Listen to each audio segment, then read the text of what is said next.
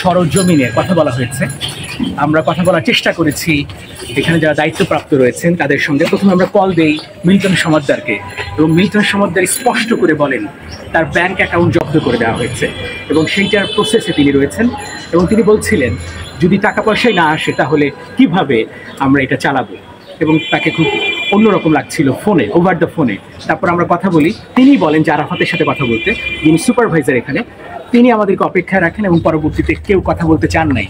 তারা বলছেন প্রশাসনের ভয় রয়েছে, প্রশাসনের নির্দেশ মতো তারা আসলে কথা বলতে চান না, অথচ গণমাধ্যম কর্মীদের ডাকছেন তারা রেগুলারলি।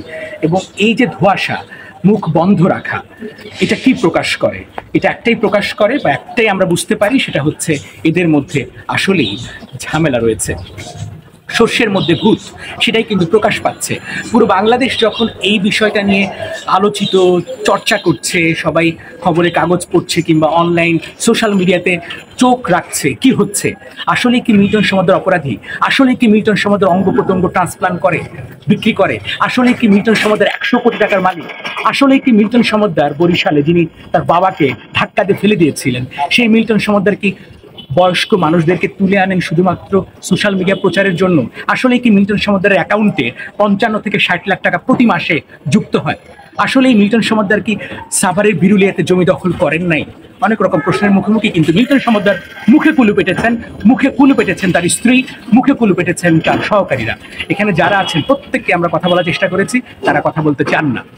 কেন? কেন এত ভয়? যদি সত্যটা সত্যই হয় তাহলে সামনে আসুন, কথা বলুন। তার মানে অবশ্যই ঝামেলা রয়েছে। আমরা যখন আসছিলাম দক্ষিণ পাইকপাড়াতে, অনেকেই বলছিলেন দোকানদার, রিক্সা চালক থেকে শুরু করে পথচারী, সচেতন মানুষ, প্রত্যেকে একই কথা বলছিলেন, ভালো করে ধরেন, এর মধ্যে ঘাপলা আছে। আমি আবার বলছি, কোট অ্যান্ড আনকোট, ভালো করে ধরেন, এর মধ্যে ঘাপলা আছে। আসলে কি মিল্টন সমাদ্দারের মধ্যে ঘাপলা আছে? ব্যাংক অ্যাকাউন্ট বন্ধ, সোশ্যাল মিডিয়াতে তার 16 লাখ ফলোয়ার্স, কিন্তু কাদেরকে তিনি ফলো করেন, তাকে কারা ফলো করে সেই ব্যাপারটা একেবারে ধোঁয়াশা। তিনি কাউকে ফলো করেন না। সাকিব আল হাসানের 16 লাখ, পরিমণির 16 লাখ এবং 16 মিলিয়ন এবং মিল্টন সমাদ্দারের 16 মিলিয়ন, বাংলাদেশে 3 জনের 16 মিলিয়ন, মিল্টন সমাদ্দার, পরিমণি এবং সাকিব আল হাসান। সবারটা প্রকাশিত, কিন্তু মিল্টন সমাদ্দারটা প্রকাশিত নয়। সব জায়গাতেই তিনি একটা বলয় সৃষ্টি করেছেন। তার 16 জন টিম রয়েছে, যে 16 জন টিম এই সোশ্যাল মিডিয়াটা তার দেখাশোনা করে।